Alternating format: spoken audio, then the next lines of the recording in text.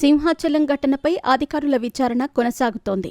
చందనోత్సవం సందర్భంగా క్యూ లైన్లలో వేచి ఉన్న భక్తులపై గోడ కూలి 8 మంది మృతి చెందిన సంగతి తెలిసిందే. చందనోత్సవం సందర్భంగా భారీగా భక్తులు తరలివచ్చారు. క్యూ లైన్లలో వేచి ఉన్నారు. అదే సమయంలో భారీ వర్షంతో పాటు ఈదురుగాలులకు గోడ కూలిపోయింది. అయితే ఈ ఘటన సంచలనంగా మారింది. ఈ ఘటనపై ప్రభుత్వం విచారణకు ఆదేశించింది.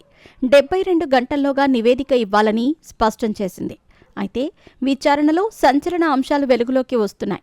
కూలిన గోడ నిర్మాణంలో నాణ్యత లేదని తేలిపోయింది. పునాది లేకుండానే నాసిరకం పనులు చేశారని విచారణ కమిటీ గుర్తించింది. ఈ ఘటన విచారణకు సంబంధించి ప్రత్యేక కమిటీని నియమించారు.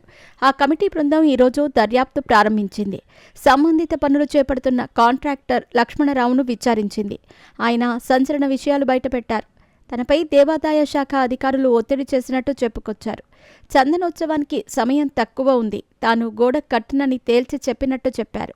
అయితే దేవాదాయ శాఖతో పాటు పర్యాటక శాఖ అధికారులు తనపై ఒత్తిడి తీసుకొచ్చారని గుర్తు చేశారు. అందుకే గోడ కట్టినట్టు వివరించారు. కాంట్రాక్టర్ కామెంట్స్ ప్రాధాన్యతను సంతరించుకున్నాయి. 4 రోజుల కిందట నిర్మాణం చందనోత్సవం సందర్భంగా భారీగా భక్తులు తరలివచ్చారు. ఉచిత క్యూ లైన్లతో పాటు 300 రూపాయలకు సంబంధించి దర్శన టికెట్లను సైతం విక్రయించారు. సింహాచలం కాంప్లెక్స్ పక్కన ఉండే క్యూ లైన్ను 300 రూపాయల టికెట్ల దర్శనం కోసం కేటాయించారు. ఈ క్రమంలో కేంద్ర ప్రభుత్వం ప్రసాదం పథకం కింద రక్షణ గోడను నిర్మాణం చేపట్టారు. దీని నిర్మాణం 4 రోజుల కిందటే పూర్తయింది. ఇంతలోనే గోడ కూలిపోయింది.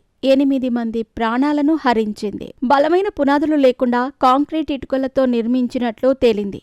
అయితే టూరిజంలో డిప్యుటేషన్పై పనిచేస్తున్న ఒక ఇంజనీర్ నిర్లక్ష్యం వల్లే ఈ ఘటన జరిగినట్టు ప్రాథమికంగా విచారణ బృందం ఒక నిర్ధారణకు వచ్చినట్టు సమాచారం. తెల్లవారుజామున 3 గంటలకు ఒక్కసారిగా గోడ కుప్పకూలింది. భక్తులపైకి సిమెంట్ ఇటుకల పిడుగులు పడ్డాయి. మట్టి కూడా ముంచెత్తింది.